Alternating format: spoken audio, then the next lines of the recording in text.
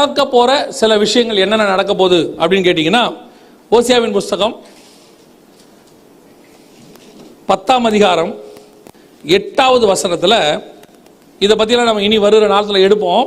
10ஆம் அதிகாரம் 8ஆம் வசனம், இஸ்ரவேலுடைய பாவமாகிய ஆபேலின் மேடைகள் அழிக்கப்படும், முட்செடிகளும் முட்பூண்டுகளும் அவர்கள் பலிபீடங்கள் மேல் முளைக்கும், பர்வதங்களை பார்த்து எங்களை மூடுங்கள் என்றும் குன்றுகளை பார்த்து எங்கள் மேல் விழுங்கள் என்றும்.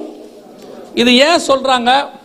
இது எதனால அவங்க போய் குன்றுகள்லையும் பர்வதங்கள்லையும் எங்களை மூடுங்கன்னு சொல்றாங்க?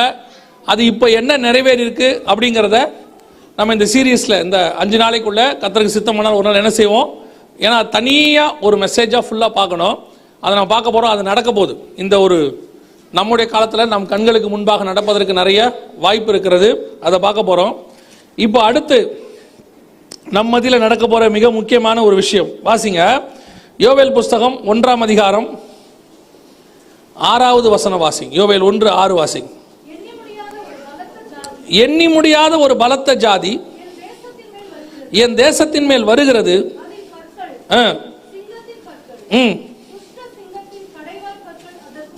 எதை பத்தி சொல்லியிருக்கு அப்படின்னு கேட்டீங்கன்னா, எண்ணி முடியாத ஒரு பலத்த ஜாதி என் தேசத்தின் மேல் வருகிறது.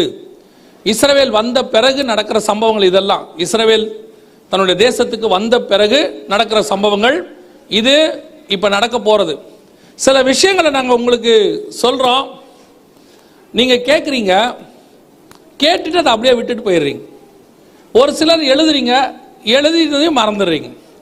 ஆனால் அந்த சம்பவம் நடக்கும்போது உங்களுக்கு தோணுதா, இதெல்லாம் வந்து நமக்கு சொன்னாங்களே, நம்ம சர்ச்சிலையும் சொன்னாங்களே, செய்தியில் சொன்னாங்களேன்னு ஏதாவது என்னைக்கே உணர்வு வந்திருக்குதா?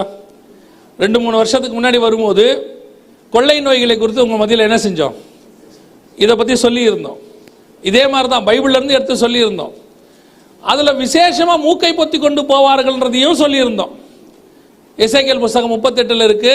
நியூக்ளியர் பற்றி பேசும்போது கடைசி காலத்தில் இப்படி நடக்கும் அப்படின்னு சொல்லி, இன்னைக்கு நாம அதுக்குள்ள தான் கடந்து போயிட்டே இருக்கிறோம். சரி, இப்போ இவங்க எடுத்தாங்கன்னு நீங்க நினைக்க வேண்டாம். ஆண்டவர் சொன்னது நிறைவேறிக்கிட்டு இருக்குது. நம்ம கடைசி காலத்துக்குள்ள இருக்கிறோம், ஆயத்தமாகறோம். எண்ணத்துக்கு தான் இது ஆண்டவர் சொல்றாரு. அந்த உணர்வு வரத்துக்காக தான் ஆண்டவர் உங்களுக்கு சொல்றாரு.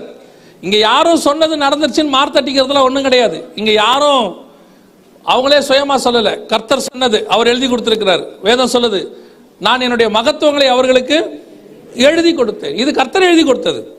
இதுல யாரும் உரிமை கொண்டாடுறதுக்குலாம் ஒண்ணுமே இல்லை. நமக்கு ஆண்டவர் அதை வந்து சொல்றாரு, கேட்கிறோம். அது ஒரு ஷார்ட் பீரியட்ல நடக்குது. நடக்கும்போது அந்த உணர்வு வருதா, இதுக்கு சொல்லிட்டு போனாங்க, இது இப்படி நடக்குது, கரெக்டா ஆண்டவர் சொன்ன மாதிரியே பைபிள்ல சொன்ன மாதிரியே நடக்குது, அப்போ ஆயத்தப்பட வேண்டிய காலம் இன்னும் நெருங்குது அப்படிங்கிற உணர்வு வருதா? வரமாட்டேங்குது. அப்புறம் உங்களுக்கு சொல்லி என்ன பிரயோஜனம்? எதுக்கு ஆண்டவர் சொல்றாரு? அதனாலதான் ஆண்டவர் சொல்றாரு, நான் என்னுடைய மகத்துவங்களை அவர்களுக்கு எழுதி கொடுத்தேன், அவர்களோ அதை அந்நிய காரியமா எண்ணினார்கள். வந்து ஆண்டவர் சொல்றாரு, கேட்குறீங்க. ஆனா திருப்பி அது நடக்கும்போது உங்களுக்குள்ள உணர்வு வரணும். அதுக்கு தான் உங்களை எழுத சொல்றது. இதெல்லாம் நடக்கும்போது இதெல்லாம் சொன்னாங்க, நடக்குது, நம்ம ஆண்டவர் சீக்கிரம் வரப்போறாரு, நம்ம ஆயத்தப்படணும். அதுக்கு தான் ஆண்டவர் சொல்றதும் கூட. அல்லேலூயா. எதுக்கு இவ்வளவு தூரம் சொல்றேன்னா, இப்ப இனி நடக்க போற விஷயங்கள் உங்களுக்கு சொல்றோம். இதெல்லாம் இப்ப வரப்போகுது. அது வரும்போது உங்களுக்கு தெரியணும், ஏற்கனவே நம்ம சர்ச்சில் இதை சொன்னாங்களே அப்படின்னு. யோவேல் புஸ்தகம் 1ஆம் அதிகாரம் 6வது வசனத்துல, எண்ணி முடியாத ஒரு பலத்த ஜாதி என் தேசத்தின் மேல் வருகிறது, அதன் பற்கள் சிங்கத்தின் பற்கள், துஷ்ட சிங்கத்தின் கடவாய் பற்கள். எந்த ஜாதி வரப்போகுது, யார் எழும்பி வரப்போறா அப்படின்னு கேட்டீங்கன்னா, இதுக்கு ஒத்த வசனம் வெளிப்படுத்தின விசேஷம் 13ஆம் அதிகாரம் 5வது வசனத்தை வாசி. வெளிப்படுத்தின விசேஷம் 13ஆம் அதிகாரம் 5வது வசனம். பெருமையானவைகளையும் பேசும் வாய் அதற்கு. நல்ல கவனிங்க, யாரை பத்தி சொல்லப்பட்டிருக்கிறது? அந்த 2வது வசனத்துல, நான் கண்ட மிருகம் சிறுத்தையை போல் இருந்தது, அதன் கால்கள் கரடியின் கால்கள், அதன் வாய் சிங்கத்தின் வாய். இதான் இங்க இருக்கு பாருங்க, யோவேல் 1:6. அதன் பற்கள் சிங்கத்தின் பற்கள், துஷ்ட சிங்கத்தின் கடவாய் பற்கள். இந்த 1:6 சொல்லி இருக்கிறது வெளிப்படுத்தல் படி 13:2 5வது வசனத்திலையும் இருக்கு. யாரை பத்தி சொல்லப்பட்டிருக்கு அப்படின்னு கேட்டீங்கன்னு சொன்னா, அடுத்து வரக்கூடியதான சூப்பர் பவர் அல்லது வல்லரசு, அடுத்து எழும்பக்கூடிய மிக முக்கியமான சாம்ராஜ்யம் யூரோப்பியன் யூனியனை குறித்து சொல்லப்பட்டிருக்கு. கவனிங்க, இவங்க தான் எழும்பி வர போறாங்க. ஏற்கனவே பல முறை இவங்களை பத்தி நாங்க சொல்லியிருக்கிறோம். அமெரிக்கா வீழ்ச்சி அடையும், ஐரோப்பா எழும்பி வரும் அப்படின்னு. இதை ஒரு 10 வருஷமா இல்ல 10-15 வருஷமா சொல்லிட்டே இருக்கோம். இன்னைக்கு அமெரிக்காவுடைய நிலைமை தெரியுமா? வறுமை நாடுகள் பட்டியலில் எது இருக்கு? அமெரிக்கா இருக்கு. அமெரிக்காவுடைய நிலைமை, அவங்களுடைய கடன் அடைக்க முடியாத கடன்ல வந்துருச்சு. ஜோ பைடனுடைய கவர்மெண்ட் ஃபெயிலியர் ஆயிருச்சு. இப்போ அடுத்து கவனிச்சுக்கொள்ளுங்க, நாம பார்க்கறதுக்கு ரஷ்யா வந்திருக்கு, உக்ரைன் வந்திருக்கு, இதெல்லாம் சொல்றோம். ஒரு உக்ரைனை தொட்டதுக்கு உலகத்தினுடைய பல நாடுகள் பஞ்சத்துக்குள்ள போக தொடங்கி இருக்குது. பல நாடுகள் ஒரு செயின் ரியாக்ஷன் இன்னைக்கு ஒரு நியூஸ்ல சொன்னாங்க, ஆச்சரியமா இருந்துச்சு. கர்த்தர் எப்படி தொடராரு பாருங்க அப்படின்னு. உக்ரைனை தொட்டதுனால சிங்கப்பூர்ல சிக்கன் இல்லை. உக்ரைனை தொட்டதுனால சிங்கப்பூர்ல சிக்கன் இல்லை. ஏன் சிங்கப்பூர்ல சிக்கன் இல்லை? இன்னைக்கு வந்திருக்கு, சிங்கப்பூர்ல சிக்கன் இல்ல. ஏன் இல்ல? மலேசியா ஏற்றுமதியை நிறுத்தி விட்டது. நம்ம இந்தியா கோதுமை ஏற்றுமதியை நிறுத்தின மாதிரி மலேசியா சிக்கன் ஏற்றுமதியை ஏன் நிறுத்திருச்சு அப்படின்னு கேட்டா, அந்த கோழிக்கு தேவையான தீவனம் உக்ரைன்ல இருந்து வருது மலேசியாவுக்கு. ஸோ அது வரல. அது வராதனால இங்க கோழிகளுக்கு உற்பத்தி இல்ல. இங்க கோழி இல்லாதனால இவங்க அவங்களுக்கு கொடுக்கல. எங்க இருந்து எங்க ரியாக்ஷன் அடிக்குது பாருங்க. இந்த மாதிரி எத்தனை நாடு எப்படி மாட்டிருக்குன்னு யாருக்குமே தெரியல. ஒரு பெரிய சைக்கிள். இதுல பல நாடுகள் பஞ்சத்துல போகும், இதுல நம்ம பார்க்கலாம். ஆனா ஒரு வல்லரசு முடிஞ்சு அடுத்த வல்லரசு எழும்புற காலம் வந்துருச்சு. ஒரு சூப்பர் பவர் முடிஞ்சு இன்னொரு சூப்பர் பவர். சில நேரத்தில் நமக்கு என்ன தெரியும் தெரியுமா? அறிவு யோசிக்கும். என்ன யோசிக்கும்? அதெல்லாம் நடக்க இப்போதைக்கு வாய்ப்பு இல்லை. ஏன்னா எக்ஸ்சேஞ்சில் இப்படி போயிட்டு இருக்கு, அமெரிக்கன் கரன்சி இப்படி போயிட்டு இருக்கு, யூரோ டாலர் இப்படி போயிட்டு இருக்கு அப்படிலாம் சொல்லுவாங்க. யாராவது கிட்ட கேட்டாங்கன்னா எனக்கு அதுக்கெல்லாம் பதில் தெரியாது. எனக்கு ஒன்று மட்டும் தெரியும், பைபிளில் ஒன்று சொன்னா அது அப்படியே நடக்கும். அவ்வளோதான். நீங்க இந்த கால்குலேஷன்லாம் போட்டு a+b² போட்டீங்கன்னா போட்டுக்கலாம். எனக்கு தெரியாது அதெல்லாம். ஆனா பைபிளில் உள்ளது மட்டும்தான் என்ன செய்யும்? நடக்கும். ப்ராஃபஸி சொல்ற ஆளு, அதை எக்ஸ்பிளைன் பண்ற ஆளு படிச்சவராக கூட இருக்க வேண்டிய அவசியமே இல்லை. கர்த்தர் சொல்லி அவர் சொல்லிட்டு போயிடலாம். கேட்குற நீங்க எப்படி விசுவாசிக்கிறீங்கிறது தான் முக்கியம். சில நேரத்தில் நம்ம சில கால்குலேஷன்ஸ்லாம் போட்டு பார்ப்போம். இப்போ இருக்க நிலைமைக்கு பார்த்தா அமெரிக்கா அப்படிலாம் இல்லை, சமாளித்து வந்துடும். ட்ரம்ப் பீரியடில் ட்ரம்ப் வரும்போது சொன்னாங்க, ட்ரம்ப் வந்துட்டாரு, அமெரிக்காவை என்ன செஞ்சிருவாரு? காப்பாற்றிடுவார். ஏன் காப்பாற்றிடுவார்? அவர் பெரிய பிஸ்னஸ்மேன், அவருக்கு தெரியும் எப்படி அமெரிக்காவை காப்பாற்றுறதுன்னு. கதை முடிஞ்சு, ட்ரம்ப் கதையும் முடிஞ்சிருச்சு.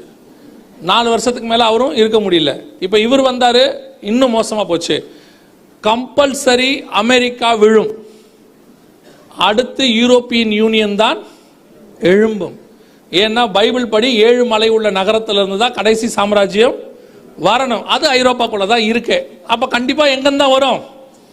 இதுக்கு நமக்கு கால்குலேஷன் கேட்டீங்கன்னா தெரியாது, பைபிள் இருக்கு, அவ்வளவுதான். ஆனா நல்லா கவனிச்சு பாருங்க. இப்ப கொஞ்சம் கொஞ்சமா அமெரிக்கா என்ன ஆகிட்டே இருக்குது? டவுன் ஆகிட்டு ஒதுக்கப்பட்டு கொண்டே இருக்கிறது. ஒன்று ஒன்றா டவுன் ஆகுது. ரொம்ப ஆச்சரியம், அமெரிக்காவை வறுமை நாடுகள் பட்டியலில் கொண்டாந்து இருக்கிறாங்க. நிறைய பேர் அங்கே இப்போ என்ன இல்லாமல் இருக்கிறாங்களாமா? சாப்பாடு இல்லாமல் இருக்கிறாங்களாமா.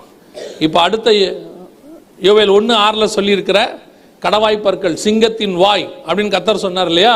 அது எந்த மிருகம், எந்த சாம்ராஜ்யம்னா 10 கொம்புகளோடு கூட எழும்பி வரக்கூடிய சாம்ராஜ்யம். இதுதான் யூரோப்பியன் யூனியன். யூரோப்பியன் யூனியனோட ஹெட் குவார்ட்டர்ஸ் WEUன்னு சொல்லுவாங்க. வேர்ல்ட் WEUனா வெஸ்டர்ன் யூரோப்பியன் யூனியன் சொல்லுவாங்க.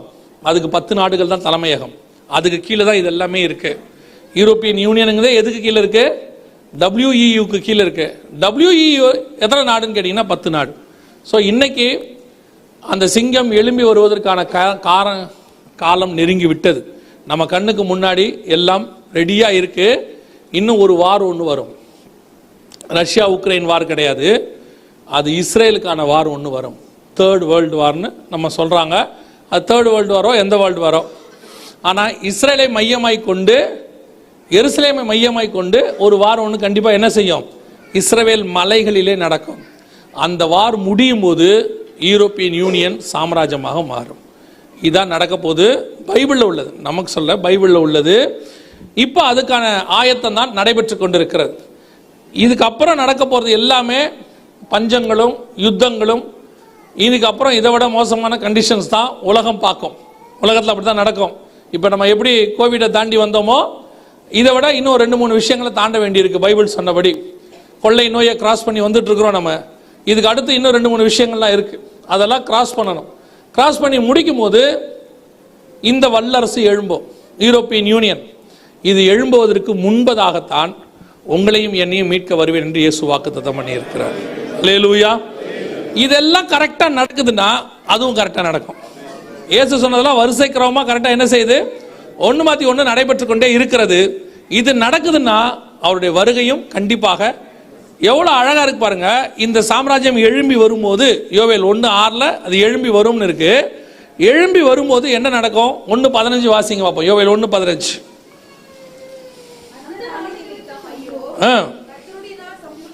கர்த்தருடைய நாள். இந்த யோவேல் புத்தகத்தில் மட்டும் கிட்டத்தட்ட 2-3 தடவை கர்த்தருடைய நாள் சமீபமா இருக்கிறது, கர்த்தருடைய நாள் சமீபமா இருக்கிறதுன்னு சொல்லுவாங்கன்று. 2ஆம் அதிகாரம் 1ஆம் வசனம் வாசிங்க. 2:1. சீயோனிலே எக்காலம் ஊதுங்கள், என் பரிசுத்த பர்வதத்தில் எச்சரிக்கை சத்தமிடுங்கள்.